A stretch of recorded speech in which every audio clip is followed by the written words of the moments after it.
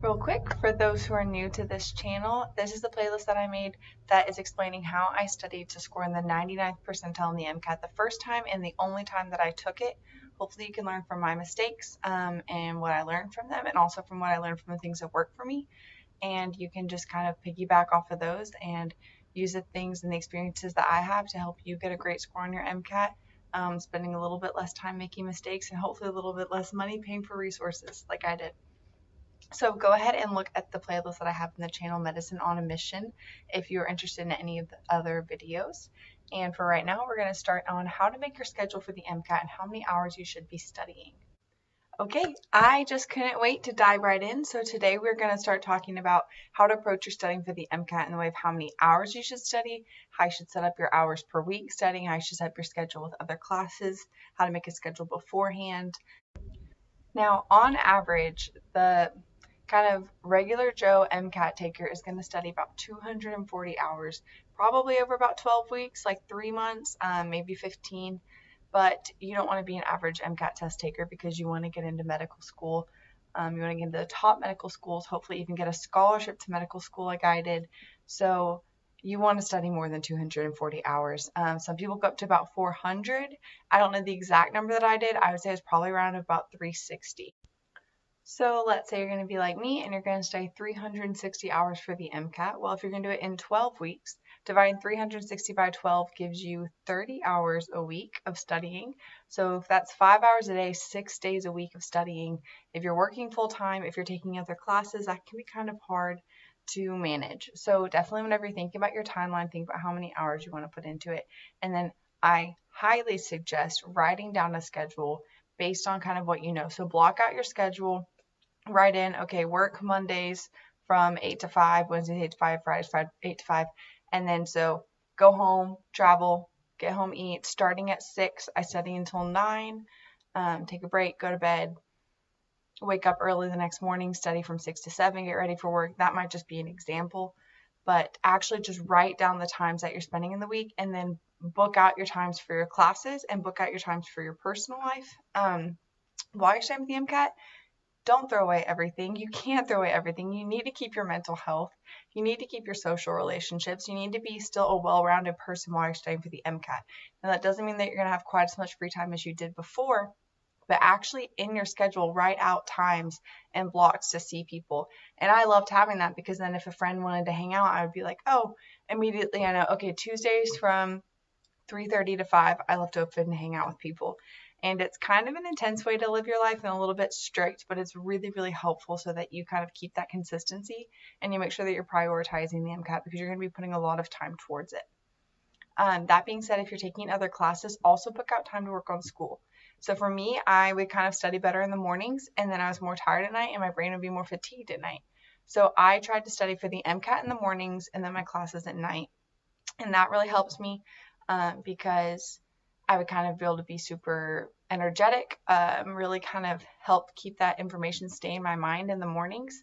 And then I could kind of take a break from my MCAT studies, go to work, go to class, do whatever I needed to do, and then just kind of wrap up with school. Something I'm going to hammer throughout this playlist on studying for the MCAT, but that is very true, is that the MCAT comes above your class GPA for that semester. It's easier to say that to people who already have a high GPA. I know that if you're kind of riding that line, or especially if you need an upward trend in your GPA, that can be very stressful. And it's something to take into account.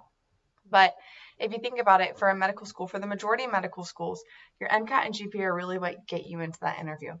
So if you're trying to get an interview and half of it's GPA and half of it's MCAT, you've been working 4 years, or probably about 3 when you're applying for medical school on average, to get that GPA, the college GPA, and then you're working 3 to 6 months for the MCAT score, and they're usually weighted about 50-50. It depends on the school, but that's the average.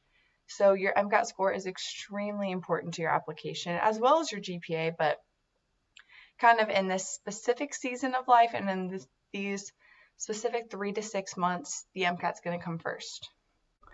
So when you're making your block with your classes, how should you do it? How should you approach making that schedule and just sitting down? Like I said, put in your non-negotiables, your work schedule, your class schedule, and then try to see how you want to set up your MCAT studying before you set up your class studying, and that kind of comes secondarily. Now remember, the MCAT is an 8-hour test. So you need to have some study stamina. But at the same time, you want to make your studying productive and efficient. So don't try to sit down and study for 8 hours in a row, because you'll make it through about an hour, maybe an hour and a half if you're kind of a stud, and then the rest of your time is going to be wasted. For me, I found that the ideal time is that I would study for an hour, take a 10-minute break, study for an hour, take a 10-minute break, study for an hour. And then I would take a large break. Now, large break being like maybe like an hour and a half. Or if I went to class or work or something and it was longer, that was a perfect time to kind of fit in that situation. But try to have larger chunks of study time, like about 3 hours, and then have a good significant break in between it. Because if you've been sitting at your desk for more than 3 hours, you're not going to be very efficient, and you're trying to make the most of your time while you're studying. Also, studying in those kind of 1 hour chunks, your sections on your MCAT, the 4 different sections of the test, are 90 minutes. So you're still getting used to studying for that longer time, and you'll really work on your endurance and your stamina taking your practice tests. Those are when you just sit down for 8 hours, and I highly suggest taking at least the 4 on the AAMC. The sweet spot's about 6 to 8. So you're going to be working up your endurance. Just make sure that you focus during those times studying, and also do not touch any other distractions in your breaks while you're studying. And other distractions would be like your phone, website, something like that. Stay off electronics, get a snack, do some jumping jacks, anything that you need to do to kind of help you clear your mind. So in the end of the day, for your personal schedule, how many hours a day you can study for the MCAT is going to differ based on your availability, your schedule, how soon you need to take the MCAT.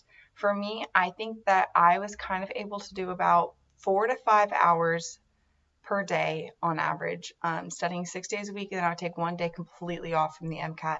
Most of the time I had to study for class on that day, so I wasn't completely study free, but I could still at least just kind of put the MCAT away for a little bit and kind of have a little bit of a refresher. If you can't have at least 4 to 5 days or 4 to 5 hours a day while you're studying for the MCAT, I would push your time longer. So maybe try to do 6 months of studying. If you can do 8 to 10, then go for 12 weeks. Just kind of to figure out your ideal goal for how much you're going to study each day. Just take your total amount of time divided by the weeks that you have. That's how many hours per week, and then allot it. It doesn't have to be the same amount each day. So maybe Mondays and Tuesdays you can only study for an hour, but Wednesdays and Thursdays you can study for 6. Make it personal and make it work for you, but also make it realistic. Because if you tell yourself you're going to study for 8 hours a day, and then you plan and you base your success on that plan of 8 hours a day, and it's not realistic, then you're not going to reach your goal. So make sure that you're kind of adjusting, and especially once you make it, give yourself some grace to kind of get working into the schedule, but also be open to change it, not to make compromises and lessen it, but just to kind of be like, oh, okay, this doesn't work for Monday, I'm going to flip it to Friday. For the first few weeks. Once you have it made for a few weeks, you know that it's established, it becomes a disciplined thing, and you need to keep it. Don't just be like, oh, there's a movie coming up on Friday. This is a time where a lot of times you have to say no. Still make time for your social life. I would often leave Thursday nights, Friday nights available for hanging out with people. So that would be times that I wasn't studying, but block that into your study schedule and account for it. So then if the movie comes up, you can just be like, okay, I'll go Friday. So hopefully this helps you kind of get an idea of where to start. I know it can be intimidating, but you've got it. Just start taking the steps, and before you know it, you will be rocking the MCAT, and it will be a thing of the past.